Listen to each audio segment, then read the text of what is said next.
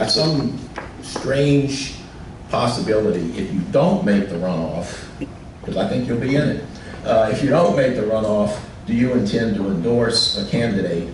Because what I'm hearing on the street is that you are in order to get out and then endorse one of the candidates for the general election. Sure.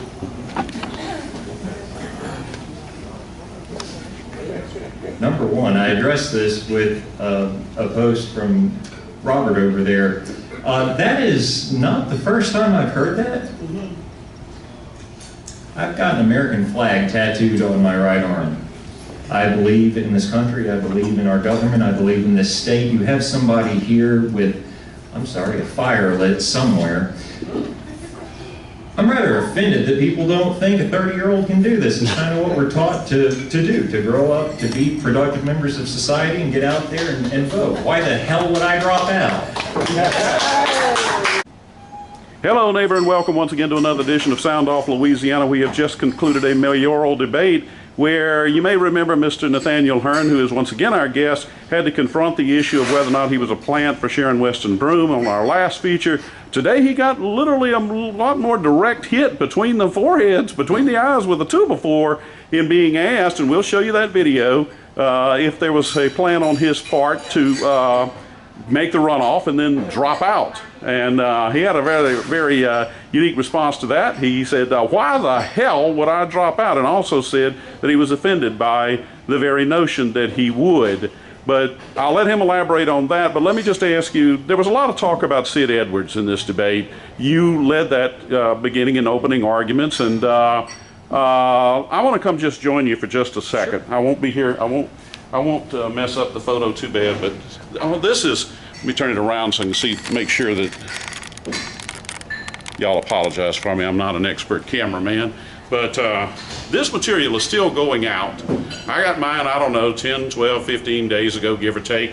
And it talks about all these folk who have lined up behind the officially, as he mentioned, the officially endorsed Republican candidate, Sid Edwards. And I find it interesting that when I go to these functions, like the East Baton Rouge Parish Republican Women, the emphasis is always get out and vote, get out and vote, get out and vote, get out and vote. We have got to get out and vote, and yet all these folk are aligning beside someone who has not voted in 8.5 years. And this is the gentleman who exposed that, Mr. Nathaniel Hearn. So let me just ask you one question, and then you proceed on however you would like. Mr. Edwards opted not to show up at today's press club. I'm also told that when he was the invited speaker at the East Baton Rouge Parish Republican Women, he showed up for a 1-minute cameo appearance to say, I have a prior engagement. Now that was planned long in advance, so do you think there may be some ducking and diving going on the part of Mr. Edwards on the fact that he hasn't voted for 8.5 years? And then the floor is all yours to address everything you'd like. I'm not going to speculate on if he's ducking and diving. I don't know what his strategy for this campaign is. Correct me if I'm wrong, but unlike Coach Edwards, I have actually hired a political consultant and am actually spending money and running a campaign with an actual strategy and a plan on how to advance myself into office. Now, am I wrong in that he has not hired a political To my knowledge, he has not. That's fair. That being said, with the Republican women's appearance, that's just rude. You know, you confirm that you're going to go. A 1-minute appearance, that's send an email. I'm sorry, regretfully, and I regret to inform you, I'm not going to be available to make it. Okay. I think that was highly unprofessional and very undignified for somebody that's a candidate and endorsed by the party candidate to just show up for a minute, make an announcement and leave. I think that was rather rude and not something I see fit for equality in a future mayor president. I don't know why that would be anything appropriate. That being said, as to the get out and vote, get out and vote, get out and vote message, 8.5 years of not voting. You know, coach is a football coach. When your team's down 21 points in the third quarter, do you tell them to go sit on the sidelines and just give up because, you know, you're a little upset that things aren't going the way you like, or do you actually get out there and try harder? So as I addressed today, why the hell would I get out of this race? I've put my own money, my own effort, my own time and energy into being here. I'm going to stay here. I'm going to see this race out, and hopefully I'm going to win.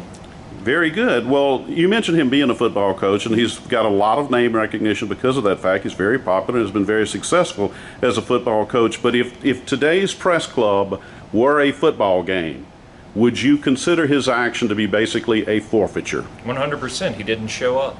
He did not show up. In fact, I didn't even know he wasn't going to be present until I got here to be here at this forum. And I may be wrong, but I think that may have been a rather late scratch.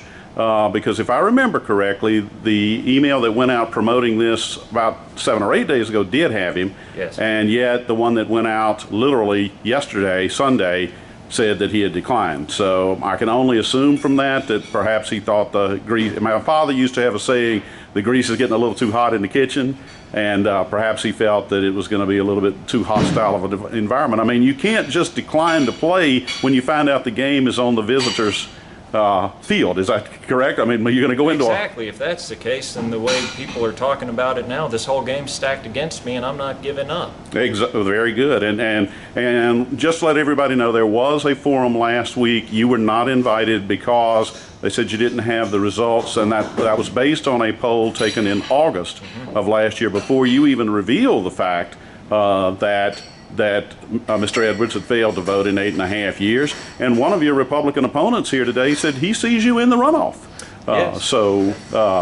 And I assume by your response to his question, should that unfold, you will be on that ballot for the final runoff election in whatever December the whatever. December 7th, Pearl Harbor Day. Well, yeah, you hit the primary is November 5th, which is his birthday. December 7th is Pearl Harbor Day.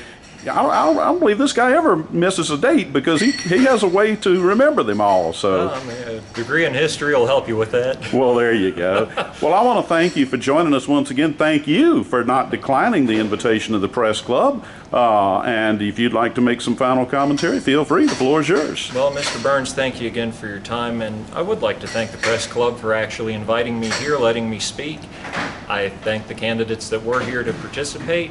I hope the people within the voting community are able to see strengths in certain candidates that they like, and with that, I hope they see strengths in me that they can appreciate, invest in, and support. And as our slogan for the campaign is, dare to change, I hope you dare to change with me. Please give me your vote and support. Well, thank you so much once again for appearing with us, and best of luck on November the 5th, your birthday. We'll see you again soon, folks.